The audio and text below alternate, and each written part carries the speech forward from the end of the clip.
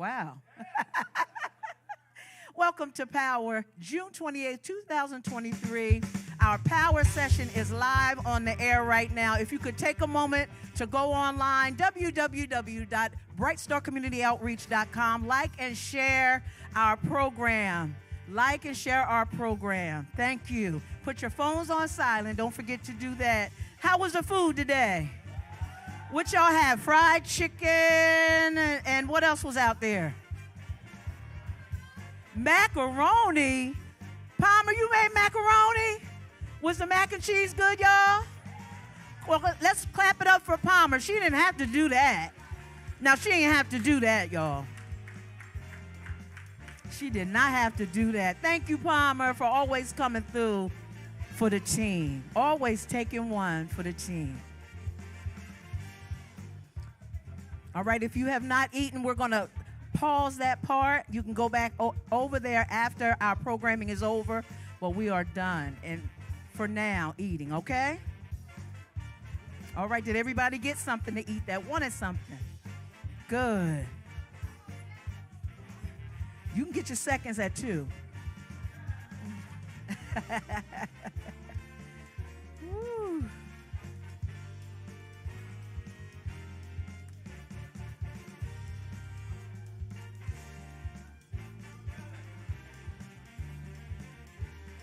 Guess what? I got some gift cards to give away today. Who wants to get some money up in here today? Who came to play Power Bingo with us? Y'all don't sound like y'all want to win. Who got the winning bingo card? Let me see it. Who got the winning one? I don't believe. Who got the winning card, I said? Okay, we'll see. We'll see. We'll see for sure.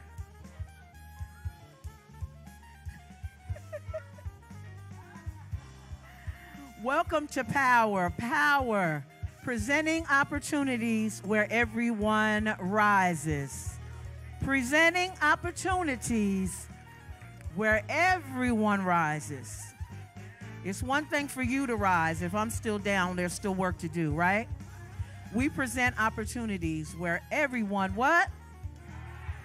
Put your hands together for that. We good to go? We good to go? All right.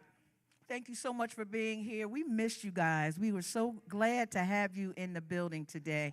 And we have some interesting, some impactful and enlightening information to share with you today. So thank you for being here with us. We're going to ask everybody to settle down so that we can start our programming. We're going to start our bingo. Where's Destiny at? We're going to open up with bingo. How about that? Who wants to make some money today, I said? I got a $50 gift card for somebody. Somebody's about to get $50. Let's put our hands together for Destiny.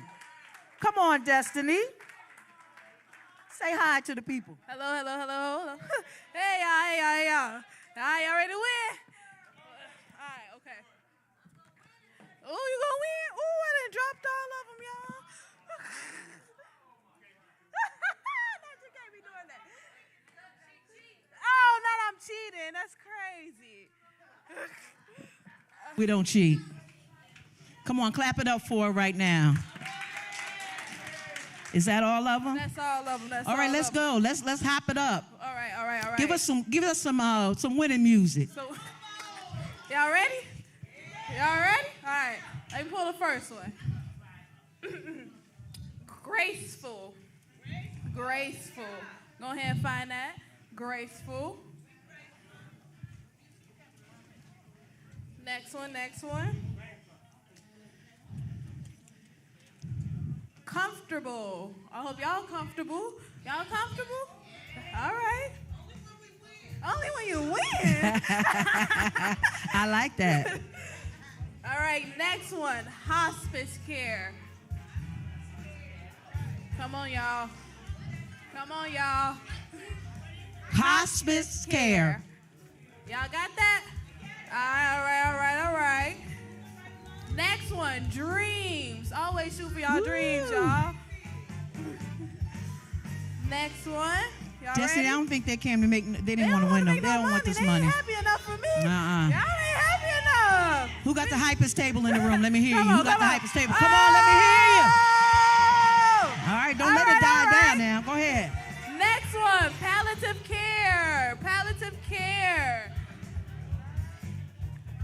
All right. Ain't nobody got power yet? Ain't nobody got power? Come on, I mean, come on. Somebody say, come on, Destiny. Ho, ho, ho. You got bingo? You got power? Oh, you gotta scream it. I gotta hear you screaming. Hold that. Let's go check it.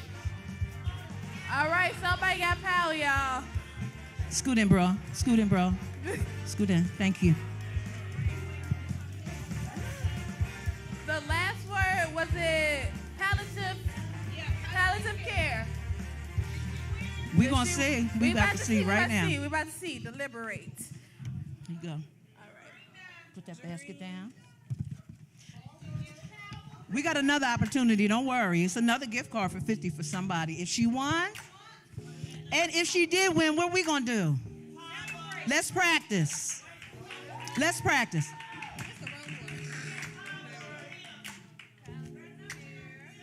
So if she won, hold on. She hollered it out first, sir. She hollered it out. So if she won, she won. Y'all having a good time? She won. She won. Come She on, won. let's celebrate. Let's clap it up. Clap it up. Let's celebrate. Clap it up. Gift card, gift card. We're going to have your gift card for you. Come on, All clap right. your hands one more time. One more, we got one more game real quick. Who's the oldest one in the room? Ooh. Who's the Come oldest on. one in the room? Raise your hand. The oldest one in the room. Let me see you. How old are you? 72. Anybody older than 72? How old are you? 81. Can anybody beat 81? Woo.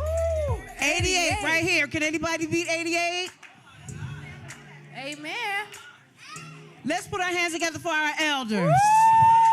Miss Helen, you won $25. Come on, let's celebrate. Let's celebrate. That's how we do it. One more. 25. Oh, no, 50 for the bingo, 25 for Miss Helen. 50 and 25. Who came the furthest? What's your zip code? Who came the furthest? What's your zip code? What is it? 60411. What city is that? Chicago Heights. Chicago Heights. Okay. You're from Tennessee? Oh, you won. Can't nobody beat Hold on. North Carolina? Who's from North Carolina? Do you work here? Tennessee, you just won $25. Hold on.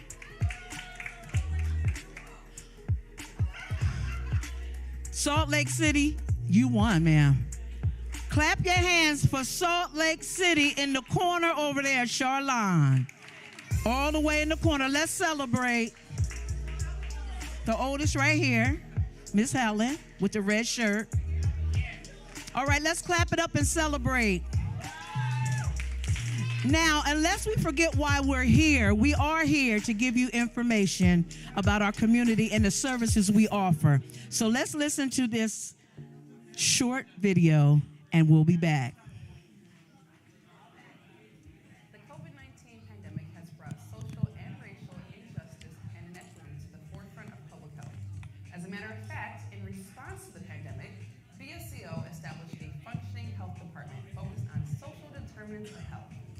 As we know, health equity is still not a reality, and as a result, COVID-19 continues to disproportionately affect Black and brown communities, putting them at more risk of getting sick and worse, dying. Residents may not trust their doctors, but they sure do trust their faith leaders. Therefore, Pastor Chris Harris partnered with Northwestern Medicine to create a health show called Clergy and Clinicians. As a trusted voice in the community, PCH, African American, and Latinx medical professionals have come together to address concerns in communities of color. With episode reaching over 100,000 views, residents are educated on issues such as COVID-19, heart disease, organ transplant, and mental health, as well as many other health disparity-related topics. BSCO and its collaborative partners have been committed to bringing free vaccines to our community, studying long-term effects of COVID-19, and helping to close Chicago's life expectancy gap. We have disseminated information that educated our residents while sharing facts and breaking down stigmas about the virus, variants, and vaccines. We were also able to provide free vaccinations to our residents, which helped keep them safe and alive. At the same time, it created a safe space for residents to come in and participate in peer support groups. These groups became a long-awaited beacon of light, where residents found hope and created a sense of community as they voiced their challenges, difficulties, and mental health frustrations during and post-COVID-19. With 15 community events, these specific efforts have resulted in a collaborative that achieved over 15,000 vaccines to the residents on the south side of Chicago, and 250 residents participating in a nationwide long COVID study that will help shape the way COVID effects are treated in underserved Black and Brown communities, and generate up to $800 more to their household income. Our team of individuals brave the streets of Greater Brownsville daily, in hand-to-hand marketing, gathering data through surveys, ensuring the voice of our community is reflected while we produce new health-focused programming. Doing things with the community and not to the community is the principle of our work. Very few community-based organizations can say that they have the privilege of partnering with globally respected medical institutions like Northwestern Medicine, UChicago Medicine, and now St. Bernard Hospital, providing mental health services to their staff. At BSCO, the health of our community is one of our highest priorities.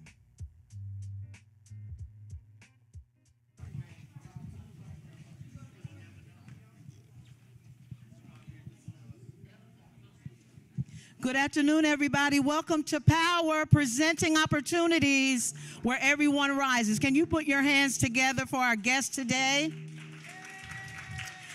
This is our Northwestern Medicine team.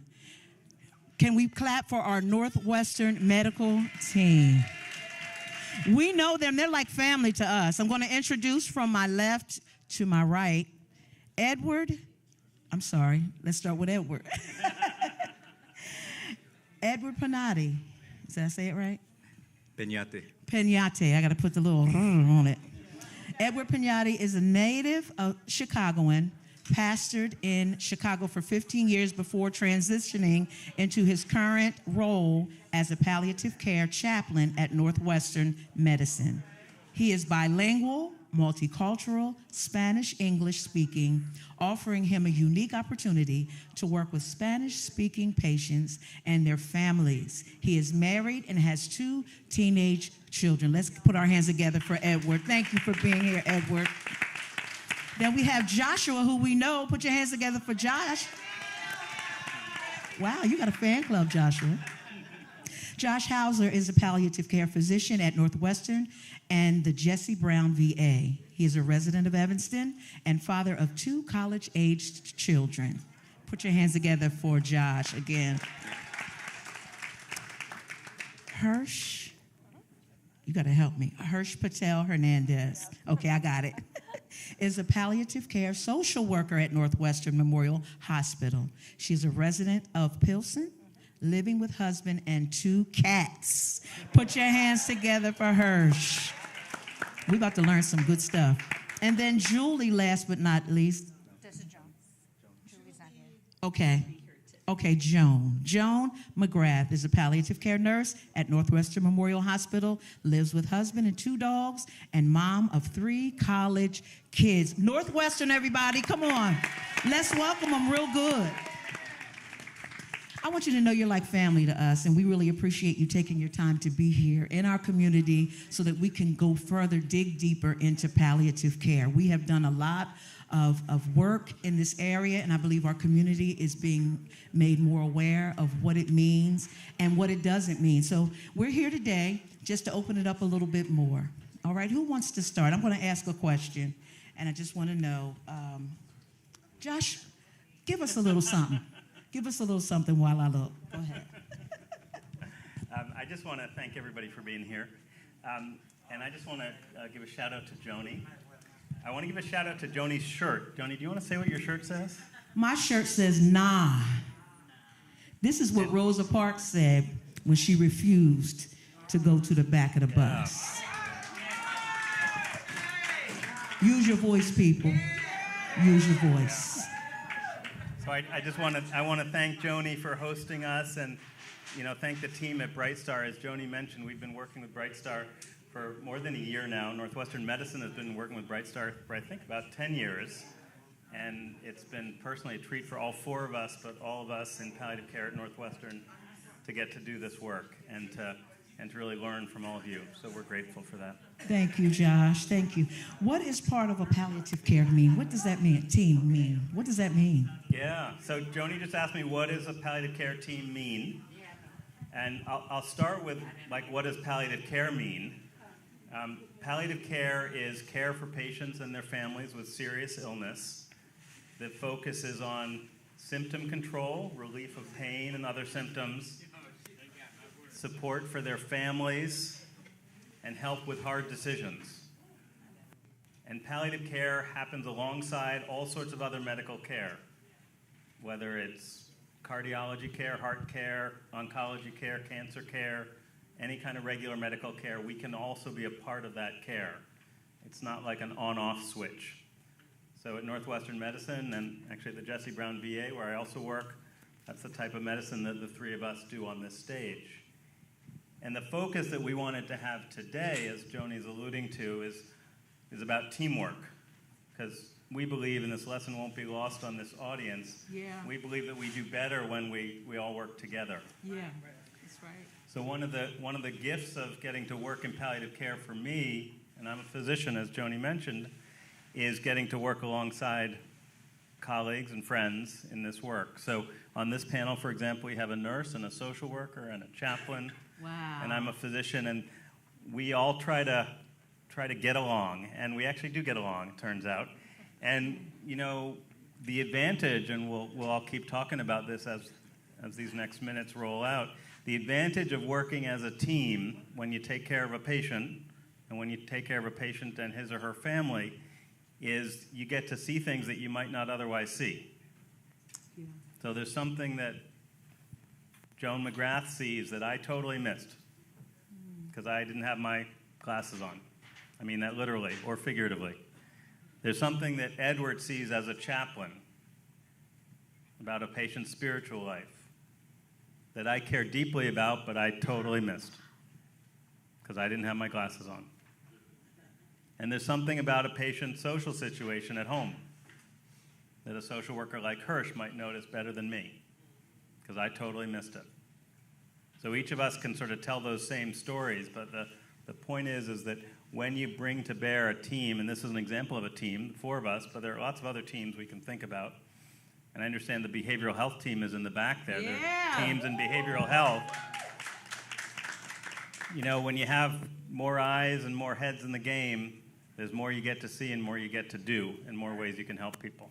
So thank you for the question, Joni. I like that. So that's the interdisciplinary side of it, that you handle one aspect and your team handles other aspects of it. So Hirsch, as a social worker, what types of things have you seen as it relates to palliative care and families who are just getting into finding out all about it? Yeah, great question.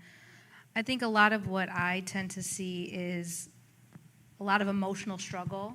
One can be maybe it's a new diagnosis, and how do I emotionally manage that? How do I come to terms with it? Where do I go from here? Some of the other things I see is how do I navigate this very complex system, our healthcare system? And a lot of support for families. One thing we've realized is it doesn't just affect patients, it affects their entire support system. Yeah. And so that's where I really can come into handy and be helpful and, sitting down with each and every person and saying, how can I be helpful, or what do you need, or hey, just vent or cry, release whatever you need to do. And I hate, my role isn't very black and white, and that's what I love the most, is because not everybody's black and white. That's right.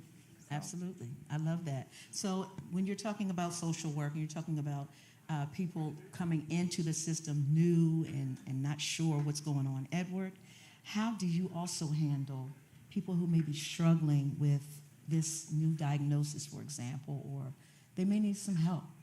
How do you help? What do you do? Yeah, and I'm going to take a step back.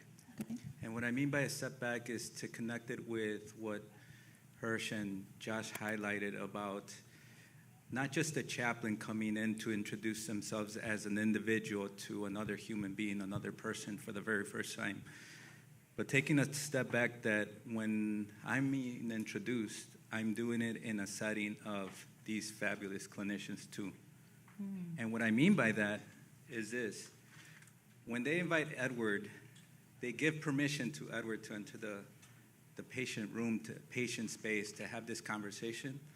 It's an introduction of a glimpse into this whole team that comes along with Edward or with Hirsch or with Joan or with Josh or any other clinician, right? But to answer to your question about, so you have a chaplain that specializes in the area of palliative medicine with these fabulous colleagues here. He's like, what is it that you do in this setting, right? And one of the things that I like to point out is that we are human beings. Human beings with histories and backgrounds that are beautiful. That's right. Right? With embedded beliefs and values, the beauty of history of 40 years, 50 years, 10 years, 15 years, and we have to understand that from a human being, right? And so when we're being introduced, and in this specific moment of their history as a human being, we're being introduced in a very delicate moment, right? When they have probably, for example, received some very weighty news, right? And weighty here, weighty here. Yeah. And that can be a disorienting experience. And what I mean by disorienting, it can shake someone's lenses to the core in so many different ways.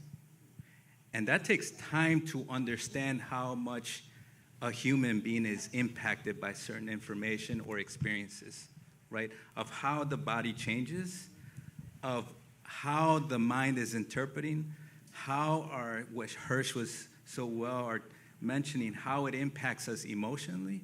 I mean, we're human beings on various different aspects, and we're coming here privileged to introduce ourselves to another human being to try to understand how can we best be of service to you at this very delicate moment. That's awesome. So when you talk about the role of spiritual care into this human accompaniment, I like to point out we are very spiritual human beings, right?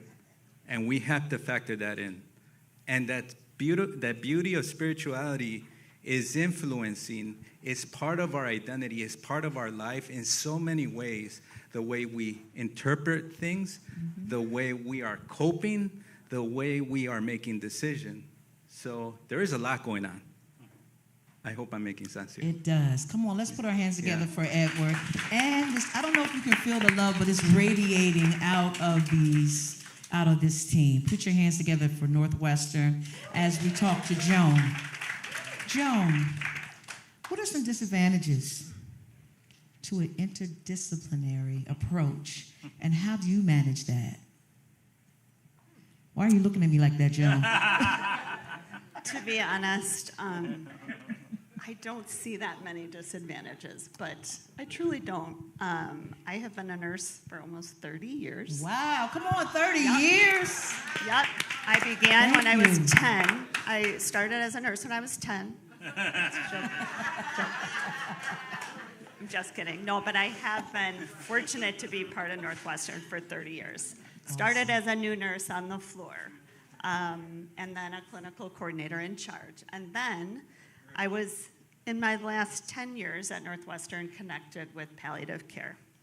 And the team approach, to be honest, in my opinion, really does not have too many disadvantages, other than if it is a team that doesn't connect well with each other, that a team that does not have respect for each other, or that cannot work well together. Yeah. And I have never felt that with my colleagues and my team. I've been blessed.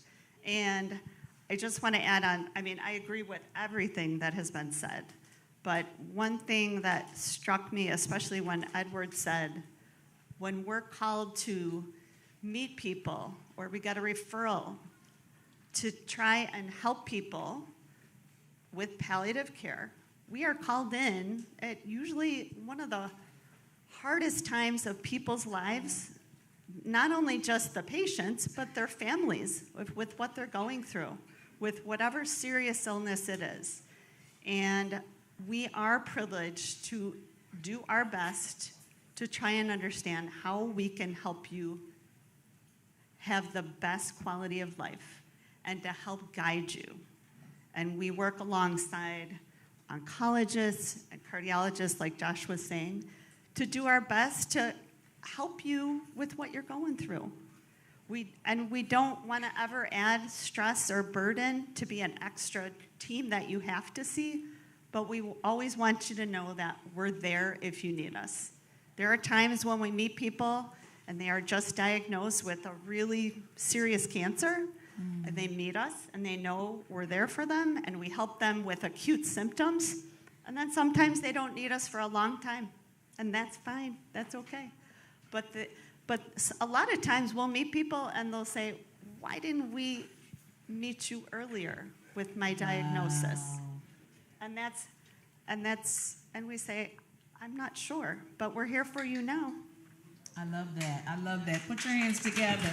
So you're telling me as soon as we get a diagnosis that would shake us or rattle our lenses, as you said, Edward, we should start looking for care. If it's, tell me how soon we can ask. How soon, if I just get a bad or a doctor's report, my aunt, for example, or whomever, and I need help, how soon can I ask for it? That's a really great question. And I want to say, I'll begin the response. And what I mean by response is I know that these very experienced clinicians can offer insight into this as well. I would say this, that, for example, if you are being introduced at the time of, and I'm just saying this as a point of reference of when you receive news of a life-limiting illness, a serious illness diagnosis, right? It may be that at that time, you're not manifesting any or reporting any symptoms. So, for example, pain, bodily pain, right?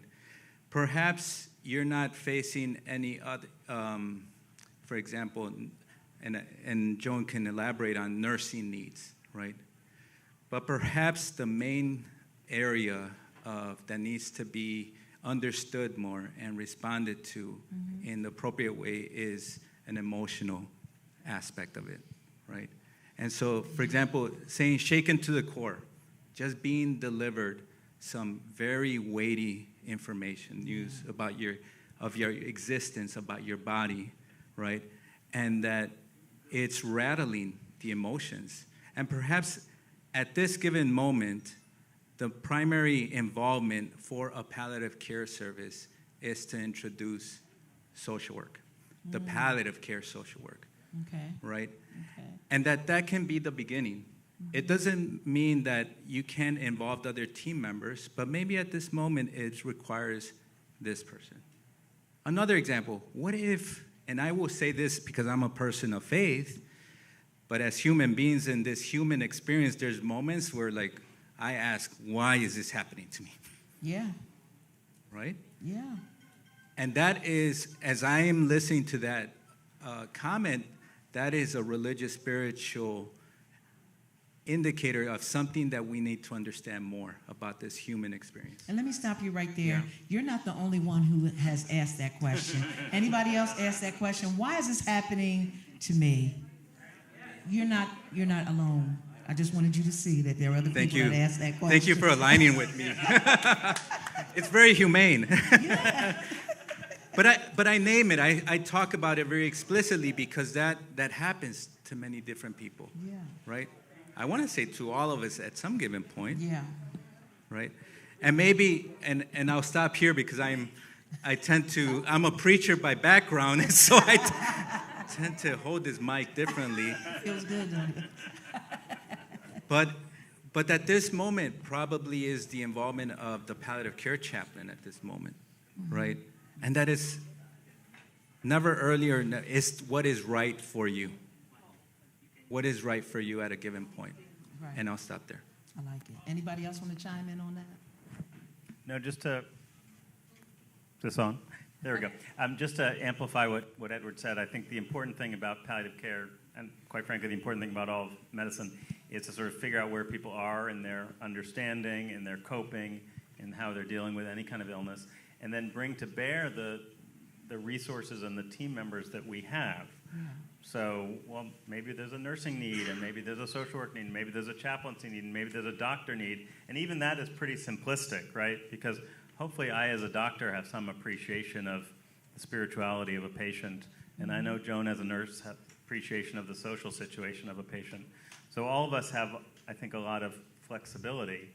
And so the reality is that there are patients who are newly diagnosed with, as Edward said, a serious illness, maybe metastatic or cancer that's spread to other parts of the body, that get palliative care pretty soon after their diagnosis, along with their cancer care.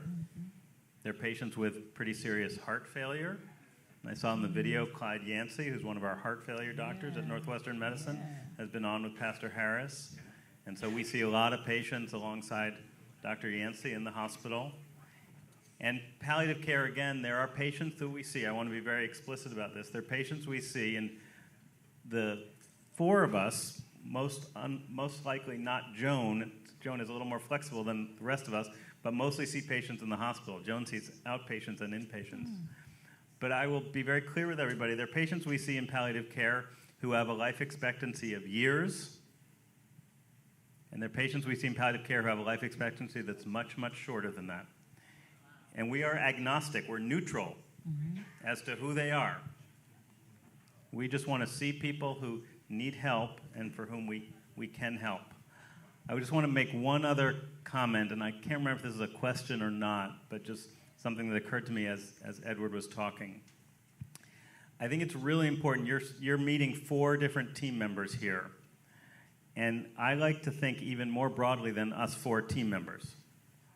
And I like to think of the food service person who walks in the room of a patient. And I like to think of the nurse's aide who's taking care of the patient. That's And I like to think of the security in the hospital who might help someone, and the transport person. And all these people come to bear on a patient's experience. And I had a very moving case many years ago where a woman whom we were taking care of wanted to end her life early. She wanted hastened death, it's called, which is a sign of really deep suffering. Anytime someone wants to die, that's a sign of suffering. Whether one agrees with that instinct or not, that's a sign of suffering. And we as a palliative care team, I think this is before the time of all 4 of these members, we as a palliative care team, we brought all these great team members. And none of us made a difference. None of us. And I asked her, after this feeling of wanting to die waned, I said, well, who helped you? Who helped you? Was it the doctor? No. Was it the nurse? No. Social worker? No. Chaplain? You crazy? That's what she said. Literally, I actually have it on video. And for those of you in the audience who are a little older, you can remember we used to have these things called videotapes. Yeah. Okay, I have it on videotape. That's how old it is. And so I asked her, who helped you? Come on, all these great people. And she said the sitter. The sitter. Wow. Now, what's a sitter? A sitter is someone who sits with someone. A sitter is someone who sits with someone in the hospital who might be suicidal, who might want to harm themselves, who might want to harm someone else, and sits with them and with them. And I said, what? The sitter. I said, how did the sitter help you?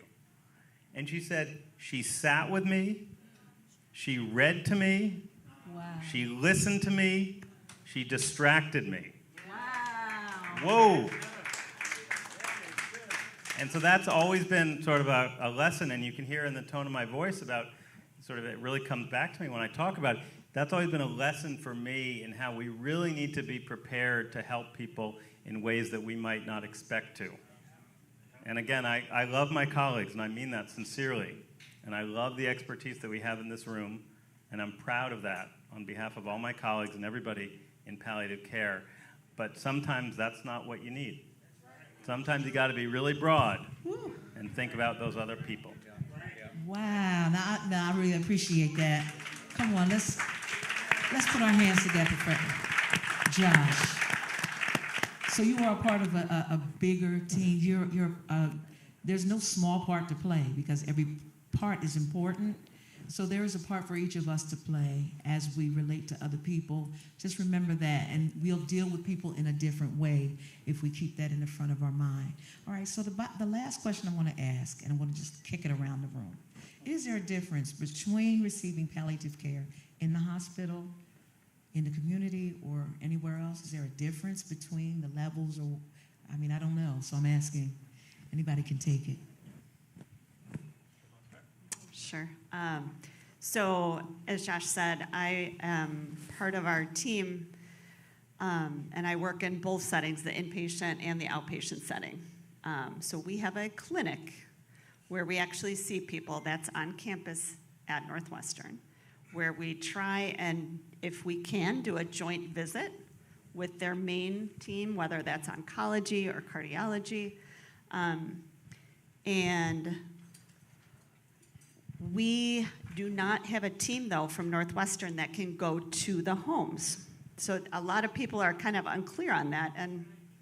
But there are community-based palliative teams which can come to the home. Generally, when you have a palliative care team come into your home, it is a nurse practitioner that basically comes about once a month.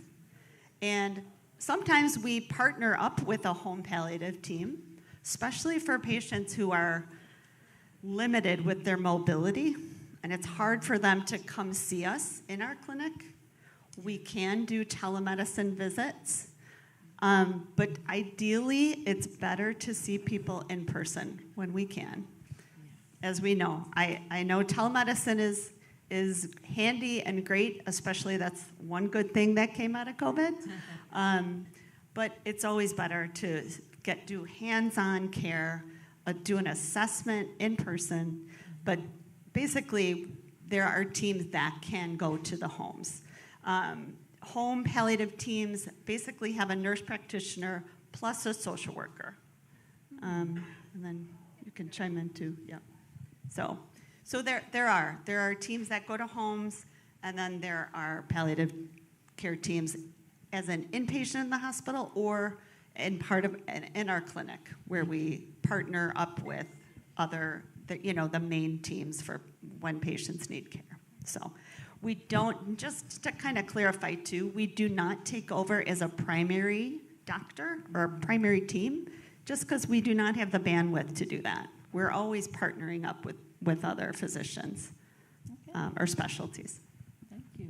Just to add a little bit on the community home palliative program, it's really meant to be an extra layer of support, not meant to be intrusive at all, but can be a really good way for another provider to really get to know you and make additional suggestions in your home setting or anything that they think would be helpful for you to be at home, to have a good quality of life at home as well. And one of the nice things is a lot of these community partners, they actually keep in contact with us, so they communicate with us. So it can just be good communication all around to just make sure you're feeling as good as you possibly can. So I hope that this session and this time has cleared up some things in your mind, has leveled it for you. If you need the resource, please reach out. This is our team. This is our family. These are our partners. They are responsible for the food you ate today. They are our partners. Come on, put your hands together for our partners. And not only did they do that, but they brought great information to try to settle you a little bit, not to be afraid to find out more information about palliative care. Let's put our hands together for Northwestern Medicine, Josh, Edward, Hirsch, and Joan. Come on, give it up for them. Real good. All right, if you have any questions at all, they'll be over here for just a little bit. If you need their card or information, I'm sure they'll share that with you. Clap your hands one more time. Coming up next, our behavioral health department is coming up after this video. According to a recent Accenture report, a skills gap exists as there's a disparity between supply and demand of skilled job seekers. BSCO facilitates and implements trainings and programs that reskill and upskill participants for potential job shifts in employment and connects them to sectors in high demand that will provide livable wages. In order to maintain a reasonable standard of living and be able to save money, our department works diligently to connect Greater Bronzeville job seekers to stable, well-paying employment. The United Way of Metropolitan Chicago selected BSCO as the lead agency for the Greater Bronzeville Neighborhood Network. Here's our goal: 5,000 residents ages 16 to 55 with jobs that contribute to household sustainability by 2027. Even in a pandemic, our network has placed 4,193 residents in household sustaining jobs. At this pace, we will nearly double our goal by 2027. Since 2019, we have provided financial literacy coaching, training, or a combination of both of the two for over 950 participants. In the first 4 months, participants saw an increase in their credit score of nearly 69 points, a decrease in their debt of $1,000, and an increase in their savings of $100. Our client base expressed a desire for tools to create a job, especially those who have been previously affected by the criminal justice system.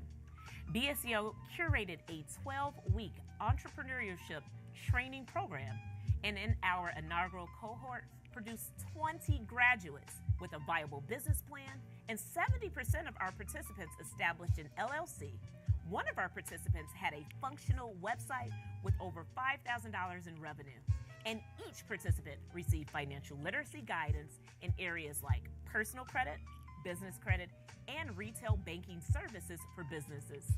We're extremely proud of these future Black business owners. Chicago Public Schools tapped us to lead the Safe Passage program, covering 8 Bronzeville schools, ensuring 3,000 students can travel to and from school safely. And as a result of the success, City Hall gave us an opportunity to recruit, train, and deploy business corridor ambassadors, creating a visible and welcoming presence in our neighborhood commercial centers and business corridors for residents and visitors. We believe that creating a strategy to address workforce development is an important component of our work under the T&T CNC model. Businesses have the demand, our community has the supply, and BSCO is here to move our residents from community to opportunity.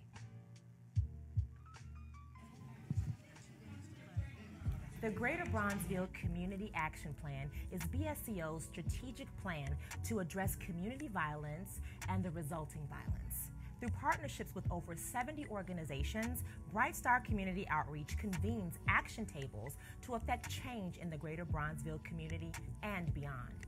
As a convener, we endeavor to identify, deliver, and evaluate high-quality programs for youth and families, ensure education equity for all schools in Bronzeville, increase the resilience of people affected by trauma and violence, provide employment and placement services for residents of Greater Bronzeville.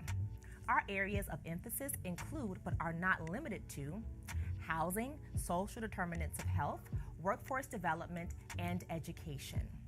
The Community Action Plan was created by listening to the voice of the community and putting into actionable steps ways to collectively bring about change. By the end of this year, through this partnership, BSCO has been able to provide $624,000 in financial support to 10 organizations. During the first round of funding, BSCO awarded 7 organizations with $208,000 to provide services that supported parental leadership and engagement at the school level. The second round of funding provided 3 new and 5 re-granted organizations with $416,000 to support in-school programming that focused on mentorship and trauma-related wraparound services. As the convener and not the competitor, we are looking to the future with hope and the spirit of collaboration to make the Greater Bronzeville community and beyond a more livable, vibrant, and thriving community.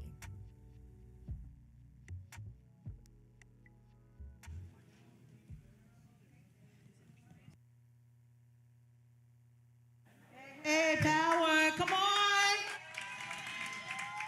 Are y'all excited about being here today? Come on, I really want to hear y'all. I miss you. Miss you so much. Thank you for taking the time to be with us. I want to give a shout out to our sponsors real quick. The Joyce Foundation, Northwestern Medicine, the University of Chicago Medicine, the United Way Metro,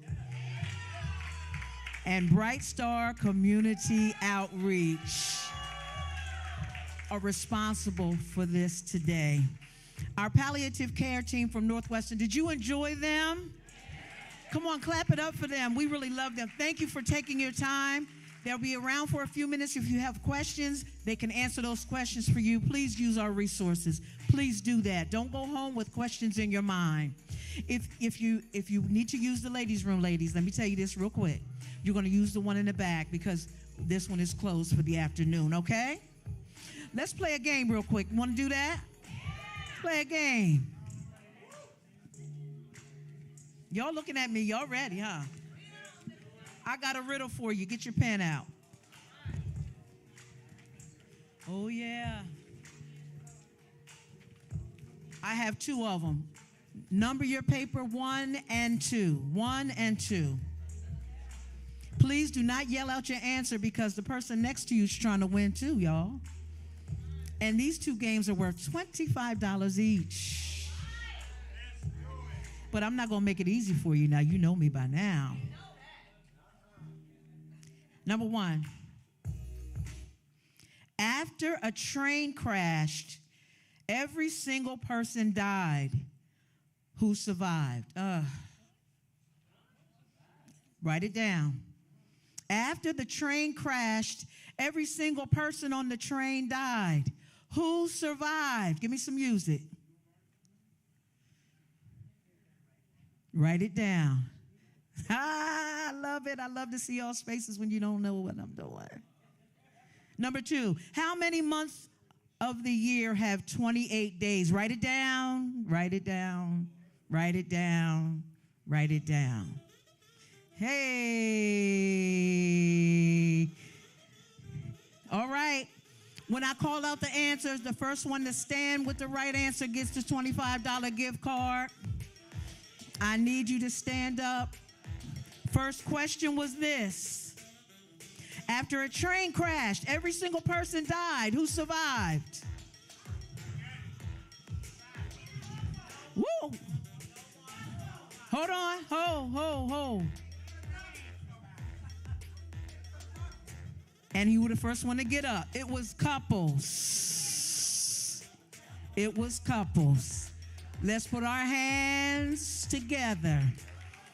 The riddle was, after the train crashed, every single person died. Who survived? Couples. Put your hands together right there. Go see Charlene. She has your $25 gift card. Woo! She said she'll come to you. Number 2, how many months? Got to ask the question. Sat down. We got behavioral health up here we're trying to get to. Y'all behave yourselves. How many months of the year have 28 days? Pop up. I saw you first. What's the answer? She was the first one to pop up. All of them. You better believe it. All 12 of them. Clap it up. Clap it up for my sister right there. I'm glad we could put that smile on your face. Come on, let's celebrate. Just wasn't your week this week, that's all. There'll be other times. Thank you all for playing Power, presenting opportunities where everyone rises. We still have one more bingo to play, so we're going to move along. We have Bright Star Community Outreach, Behavioral Health Department in the house. Let's clap it up for our team. Come on. Y'all happy that they're here? They have some new and exciting information to share with us. We just moved into our 68,000 square feet building right across the street. And I want to hear more about what's been going on. Let's clap it up one more time for our Behavioral Health Department. Leading the conversation today is our own, I call him Bishop. How you doing, Bishop? I'm doing wonderful, Miss Joni. Come on, let's give it up for the hostess with the mostest, Miss Joni Vaughn. Woo! Can't nobody do it like her. We're excited to be here. We are excited to be a part of the conversation. In particular, we are the ambassadors that work within the Behavioral Health Department. And we're so excited, and I'll explain a little bit about what we do, and then we'll talk a little bit about mental wellness amongst our group. Is that all right? First of all, we want to thank God for our visionary, our CEO. Let's give a hand to Pastor Chris Harris. Without him, we would not be here. It was him who had the vision to start this Turn Center and to bring mental wellness to our community. And we know that our communities have been plagued for a long time with trauma and how to deal with that. And he said, man, this problem, I need to try to figure out how to attack it. How can I help my people overcome their experiences? And so he went and took a trip over to Natal, Israel, generated an email, and here we are 5 years later in our new 68,000 square foot building, able to provide services to our community. He decided I'll start with myself, then I'll start with my family, I'll start with my church, my city, my state, and now other states want to replicate what we're doing right here in Chicago. So another shout out to Pastor Chris Harris. I have with me part of my team. Let me just introduce each one of them. I have Pastor Marciano Austell. He's part of our team. He's one of our ambassadors. I have Miss Kayla Blue. Come on, let's give it up for her. Mr. Joey Kaput. Let's thank God for him. Miss Raven Irvin. Come on. And our new kid on the block, Brother Keyshawn. Come on, let's thank God for him. So here it is. I know, and I keep saying thank God. Let me get this disclaimer. I'm a pastor, and so sometimes I just say churchy stuff. But I'm not here to convert anybody. I'm not trying to get you to pray to my God. I'm not trying to get you baptized. It's just part of my lingo. So please don't be offended if I slip and say turn to your neighbor today, all right? All right, glory to God. Okay, so...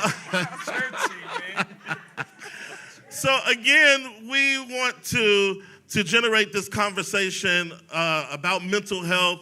And again, just pay attention to some of the conversations, because I guarantee you there's going to be something that you can take away from the things that are shared on this stage. So I'm going to pitch our first question to Marciano. In your opinion, what are the major barriers to African American adults and youth receiving adequate mental health? I thought they saved the best for last.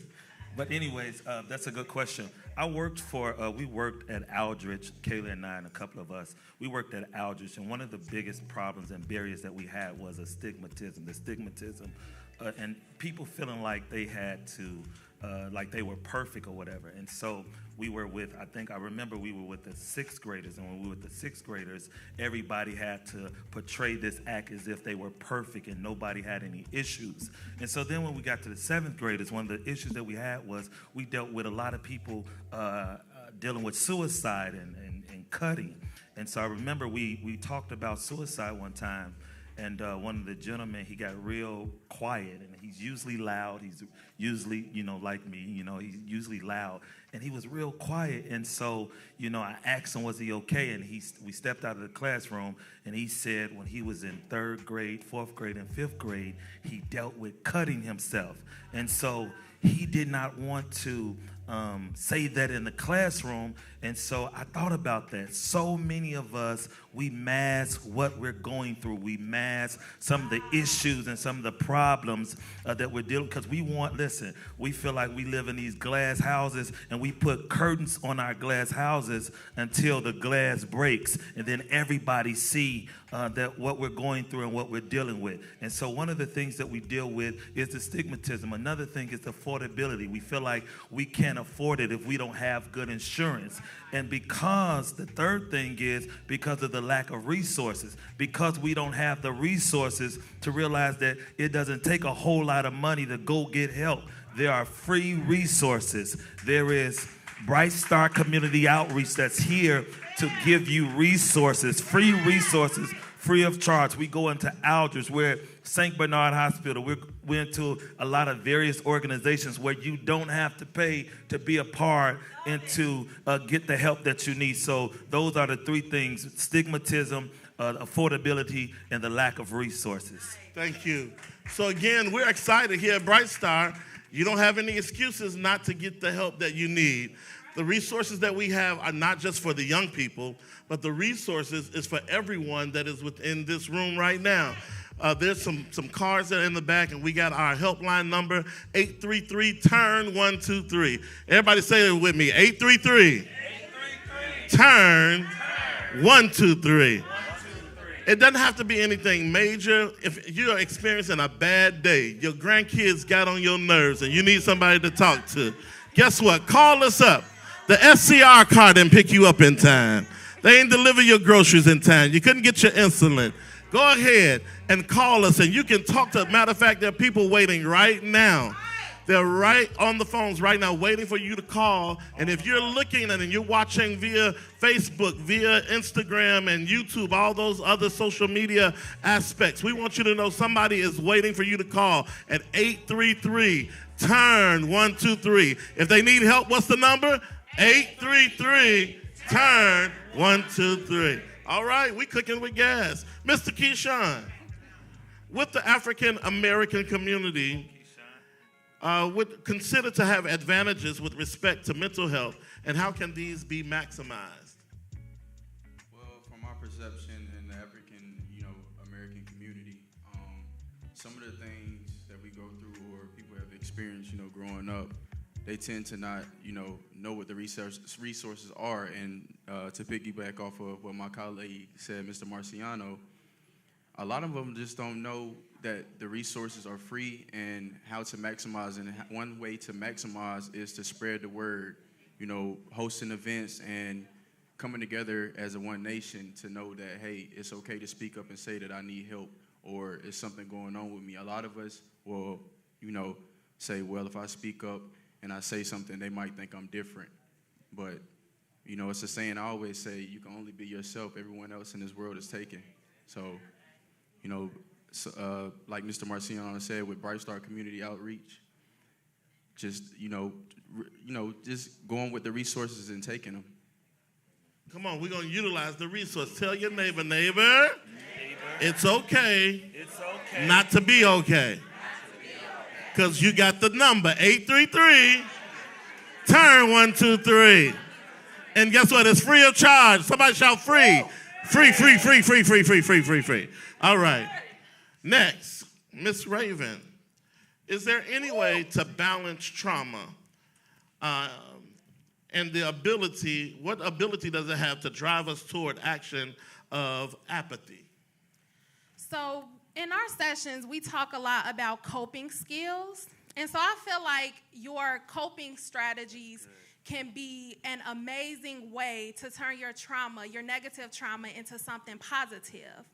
And when we think about coping, there are healthy coping strategies as well as unhealthy coping strategies.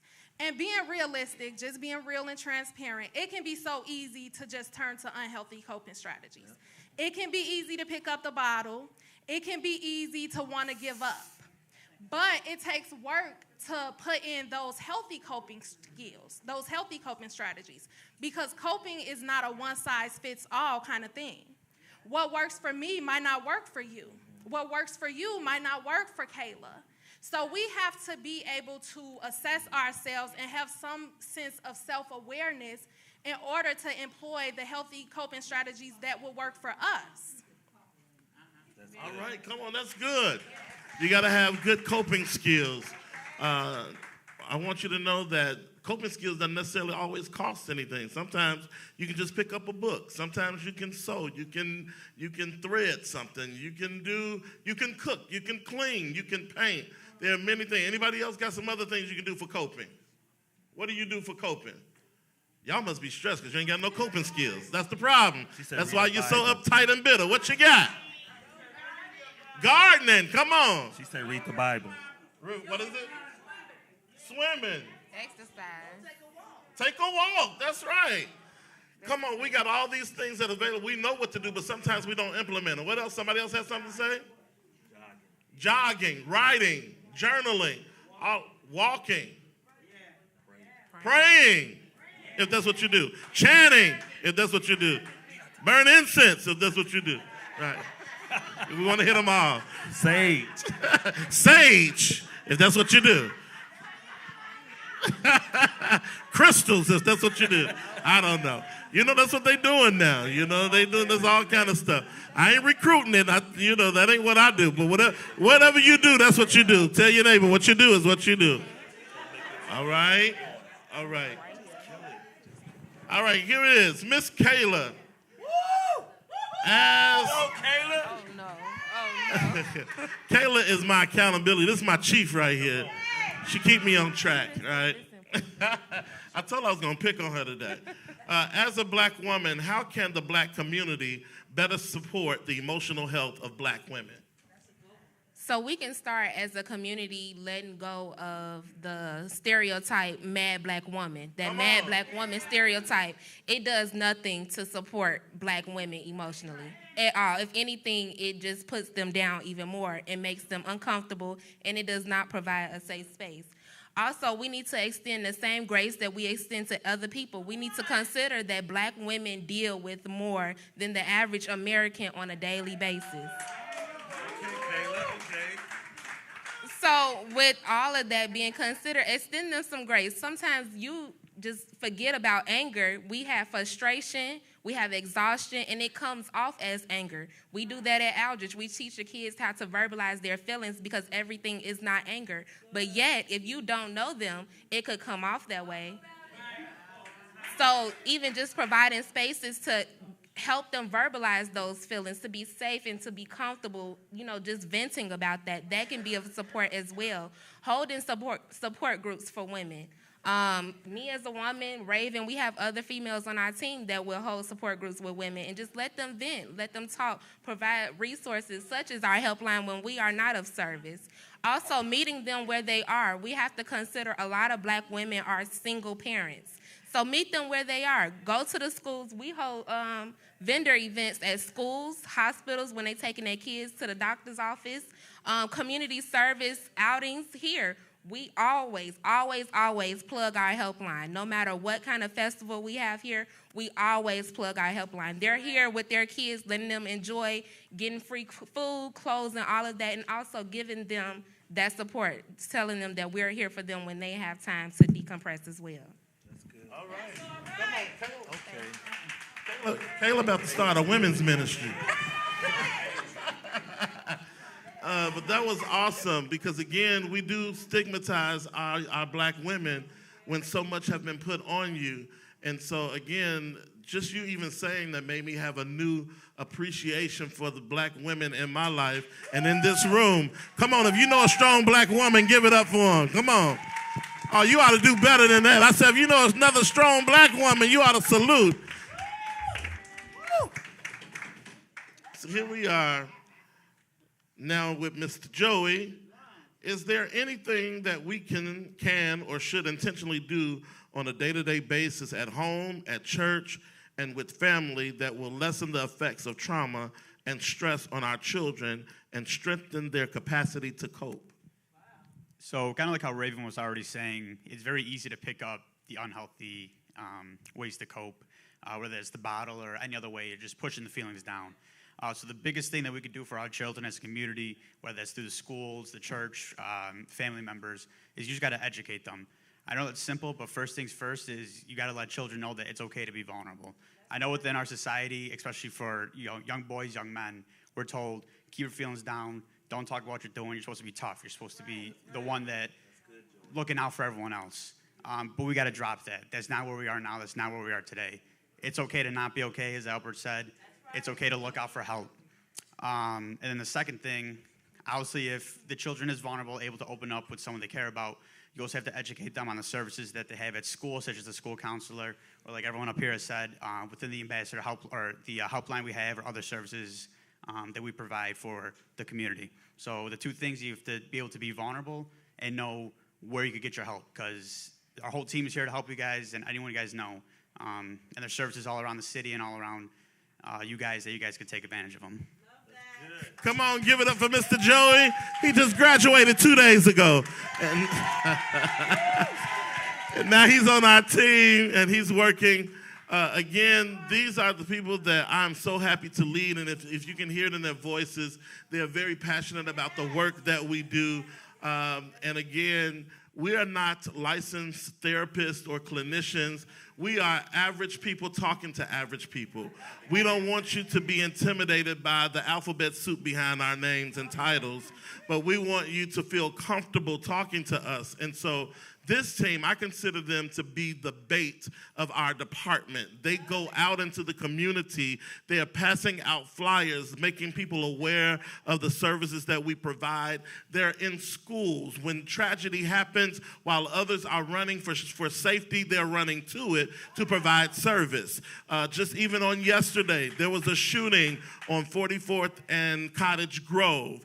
But because we heard of the trauma and how it was impacting our children and people who were in the community, these people went to those young people and held sessions with them, held sessions with the parents to provide coping. Again, while others were running for shelter, they were running to provide services. And so these are the people that I lead that are so unselfish with their gifts, with their talents, their abilities, many times paying for snacks out of their own pocket for the children. They do a whole lot. And again, we go to not just children. Miss Coates, can you stand for us? Come on. She is the director at Margaret Ford Senior Citizen Independent Living. And we've gone there to hold grief circles. We've gone there through the holidays, because sometimes through the holidays, after you lost people, it's hard to kind of still celebrate. So we went there and provided services and let people know you still got a reason to celebrate. It's all right to move on in life. When Simeon had fights at their schools, it was this team that went to Simeon to mediate between the people who were fighting. It was this team that went to Hirsch when they found out that they were having all kind of issues at Hirsch. It was this team that went to Beasley when they found out they were cutting at Beasley. It was this team that went to Aldrich when they found out the kids there had nobody who knew how to care for them. It was this team that sacrificed their times on Saturdays to go to parent universities, to go to the Bud Billiken parade. While people are trying to get their barbecue, they're passing out flyers saying there's a place called Bright Star that can help you. There's a team, there's somebody who cares prepared. There's somebody that can help you go through. You're not in this alone. You're not in this by yourself, but there's somebody that can, there's a better way of doing it. It is this team that wasn't just worried about the perpetrators of crime, but their families. They go to the Cook County Jail while people are going there to visit their families. It's this team that goes there and ministers to those teams. I don't want to say minister, but I want to say talk to. How about that? But it is this team that says, we care about you, and there's a place where you can turn. Tell somebody it's a place you can turn. And so I want to celebrate this team and want you to know that there is a resource for you. 833 Turn 123. Come on, say it again. 833 Turn 123. Thank you for having us, Miss Joni. We're here for you anytime, Monday through Friday, 9 to 6. Bright Star Behavioral Health Department. My God, come on, put your hands together. I want y'all to raise the roof over this place. This our work right here. Yeah, one more time for our BHD department. That's right. That's how you do that. That's how you do. We appreciate all that you do for our community and the world. So glad to know each of you. Thank you. Come on, one more time. Give it up. Yeah. Albert made me leave my notes down there on the thing. Made me leave my notes on the table, Albert. You did an amazing job, sir. Come on. Woo. Y'all ready to play another game? Who's ready? Who wants to make some more money up in here? All right. I got 2 more riddles for y'all. Let's try this again. Let's try this again, and we're going to do our power bingo, and I'm going to let you go. If you're online, you need to be here. This place is on fire today. On fire. What can you catch but never throw? Write it down. What can you catch but never throw? Come on now. Write it down. I'm not entertaining any answers. Write it down. Oh no. Oh no. Thank you. Number 2. What has teeth but cannot chew? Hey. What has teeth but cannot chew? Teeth. What has teeth but cannot chew? That's number 2. Uh-huh. You always try to catch me up, but I can always just get right on, wiggle right on out.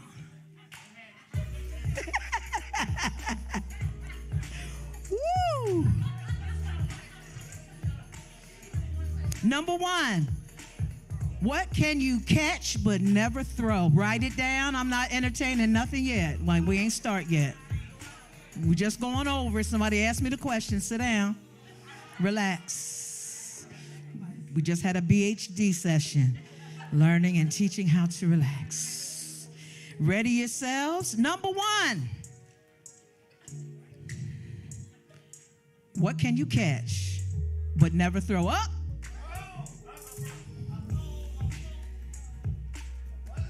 A cold. What can you catch but never throw? $25. Come see Charlene. Charlene, thank you for your help today. Come on over, sis. Oh, however y'all got it.